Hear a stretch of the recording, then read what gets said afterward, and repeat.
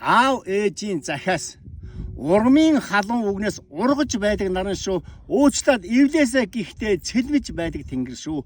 Хэнийгч бүү ялгаараа амтны нялх үрс хинчиг ганцаар туулдгүй хосын гэрэлт хорвоо шүү. Хожмын мянган өдөр эргээд уулзах нүртэй хорвоогийн ямар ч айшинд идэгдээ нүгүй зантай эвийг санан нөхөрлөөрөө хүнийг хайрлаараа өрмөн ээж л аавч нь хүсэл шүү.